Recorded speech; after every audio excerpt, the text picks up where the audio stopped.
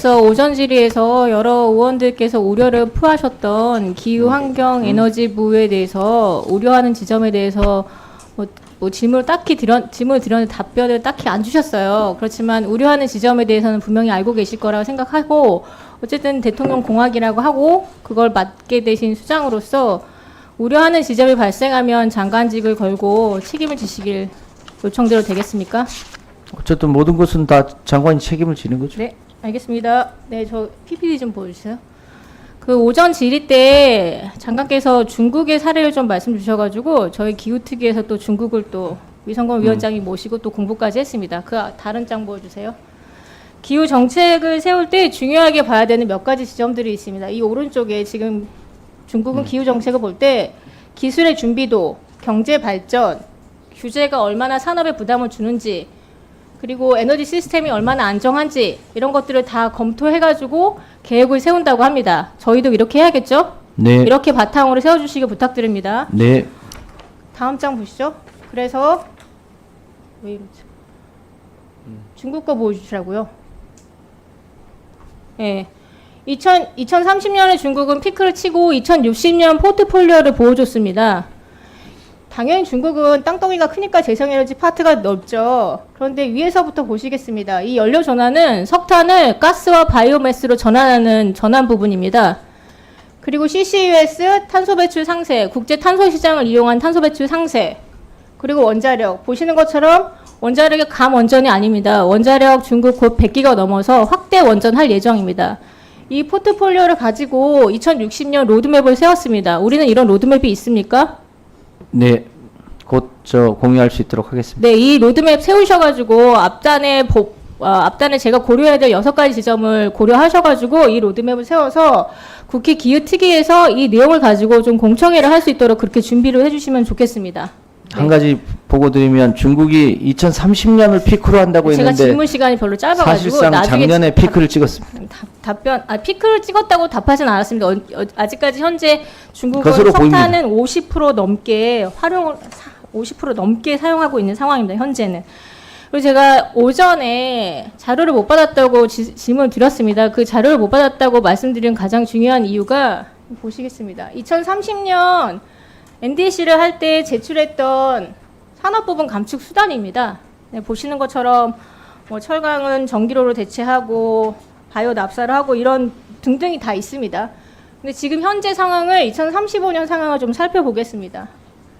이 상황을 보시고 나서 2035년 목표를 하신 건지, 이 부분에 대해서 환경부와 산업부는 기술 수준에 맞춰가지고 35년 목표를 제시하고 계신 건지, 그 부분에 대해서 제 질문이 끝나고 나서 양쪽 다 의견을 주시길 부탁드리고요. 가장 첫 번째로 포스코를 좀 보겠습니다. 네, 포스코 BA 대비 배출량 그대로 자꾸 왔다 갔다 하시지? 배출량 그대로 두면 1억 9천만 톤 정도 1억 900만 톤 될 것 같은데, 지금 있는 현 기술의 수단 다 동원하면 이 정도 줄일 수 있어요. 근데 우리가 선형으로 그었을 때는 한 1,100만 톤 정도가 줄여야 합니다. 근데 이거 줄이려면 방법을 찾아보라고 하니까 고로 한계를 줄이거나 생산을 감축하거나, 아니 생산을 아예 공장을 문 닫거나 해서 고용의 감소가 발생을 하거든요. 이런 부분 다 고려하고 계시는 거죠? 추가 답변 나중에 같이 듣겠습니다. 네. 제가 이 부분에 대해서 말씀을 드리는 건 그 다음 장 보시죠. 일본과 비교한 부분 보여주십시오. 저희가 철강이 있는 나라가 별로 없습니다. 유럽도 있고 미국도 있고 일본도 있는데 우리의 지금 예산 지원이 터무니없이 부족하다는 겁니다. 네, 이건 앞서 장관님께서도 말씀을 주셨어요. 저희 온실가스 감축 목표 확대하는 거 동의합니다. 다만 이거는 R&D에 예산을 지원하겠다라는 예산 목표가 같이 있을 때만 저희가 허락을 하겠다라는 겁니다. 그러면 앞으로는 이 감축 기술에 맞춰서 예산 로드맵을 같이 가져오셔야 합니다. 예산 로드맵 같이 가져오시면 기후특위에서 그 내용 보고 검토를 해서, 여러 의원님들께서 산업계 너무 고려해서 40%대 목표 이렇게 하지 말아라. 저도 그거 원치 않습니다.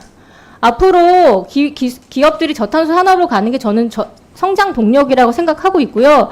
그러려면 정부가 예산 지원 충분히 하셔야 합니다.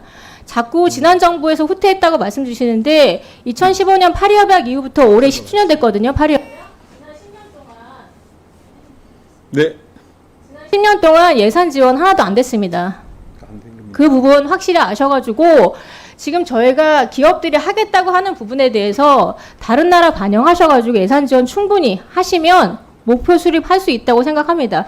이거는 지금까지 예산 지원이 안 되고 그냥 목표만 제시하고 예산 지원 없이 진행이 됐기 때문에 지금의 이런 상황이 된 겁니다.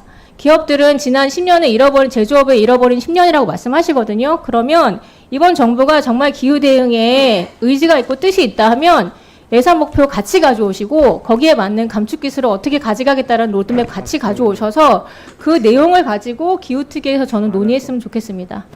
제가 질문 드린 부분에 대해서 장관님과 차관님 답변 주시기 부탁드립니다. 네, 의원님 말씀 주신 것에 대해서 대체로 동의하고요. 특히 일본과 독일의 철강의 이 그린 철강으로의 전환으로 보면 상당 부분 정부의 재정적인 지원이 함께 가고 있습니다. 근데 저희는 소위 30만 톤 규모의 데모 플랜트를 하는데 전체 8천억 중에 3천억 예산 지원만 있고 그 다음 단계를 어떻게 할지와 관련된 예산을 어떻게 지원할지에 대한 계획이 아직 부족한 편입니다. 그 정도로는 실질적으로 철광의 새로운 전환을 적극적으로 추진하기 어려운 게 현재의 상황입니다. 그래서 저희가 40% 후반 시나리오, 53% 시나리오, 61% 시나리오, 68% 7% 시나리오를 짤 때 산업 분야, 더 특히 철강이나 석유화학이나 시멘트에 어느 정도 예산을 지원하는 게 합리적일지 이런 부분도 다 고려하지 않을 수 없고요. 그런 부분은 전체 공론화 또 분야별 공론화를 할 때 우리 기후특위 의원님들과 충분히 공유하면서 공론화하고 그것에 상응하는 적정한 목표를 세워야 되지 않을까라고 생각하고 있습니다. 그 취지에 적극적으로 공감합니다. 예, 김소희 의원님. 차관님. 예. 네. 네. 네, 그 위원님께서 제시해 주신 현실적인 여건, 어려움 분명히 있습니다. 그럼에도 불구하고 철강, 시멘트, 석유화학이라는 부분들이 특히 석유화학 부분은 이제 구조조정이라든가 이런 들을 좀 합리화하는 그런 작업들을 진행하고 있어서 그것도 종합적으로 같이 고려를 합니다.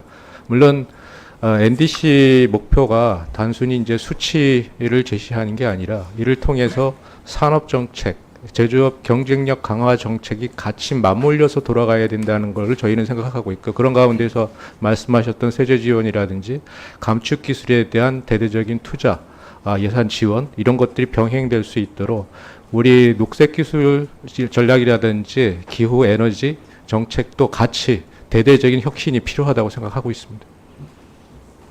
예,